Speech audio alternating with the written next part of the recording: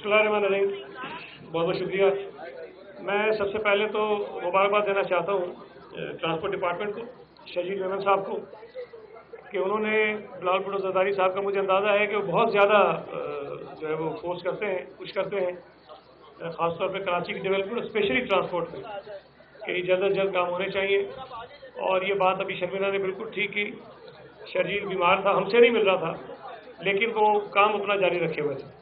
तो ये कमिटमेंट जो थी उसी की वजह से मुमकिन हुआ कि बहुत जल्द एक ऐसा काम हुआ कराची के शहरियों के लिए, ख़ासतौर पर ख़वातीन के लिए, कि जिसकी बहुत ज़रूरत थी। मैं ये समझता हूँ कि बहुत सारी हमारी बहनें हैं, बच्चियाँ हैं जो बसों में सफ़र करती हैं, लेकिन वो कंफर्टेबल नहीं होती है, मजबूरी में सफ़र कर रही होती है कि उनको जाना होता है कहीं ना कहीं। लेकिन इन पिंक बसेस के बाद यकीनी तौर पर वो कोशिश करेंगी कि इन्हीं बसेस में सफ़र करें, इसलिए कि वो कंफर्टेबल भी होंगी, कॉन्फिडेंट भी होंगी और आसानी के साथ अपनी मंजिल मकसूद तक पहुँचेंगी।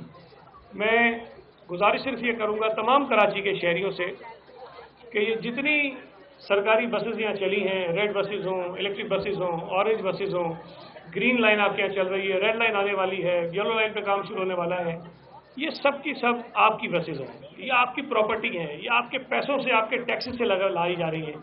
यहाँ ना शर्जील मेमन का ज़ाती पैसा है, ना सईद गनी का पैसा है, ना मुराद अली शाह का है, ना बिलावल भुट्टो जरदारी का है। हम तो सिर्फ कोशिश कर रहे हैं कि आपकी खिदमत कर लें, इनका उसी तरह ख्याल करें जिस तरह अपनी गाड़ियों का करते हैं, अपने घरों का करते हैं, अपनी ज़ाती प्रॉपर्टीज़ का करते हैं।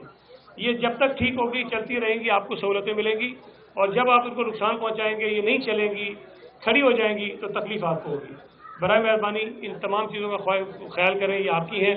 और मैं उम्मीद करता हूँ कि जिस तेज़ी से कराची में ट्रांसपोर्ट का मसला हल होता जा रहा है, आगे आने वाले चंद महीनों में, एक आध बरस में आप देखेंगे कि इन बसेस की तादाद बहुत ज़्यादा बढ़ती जाएगी।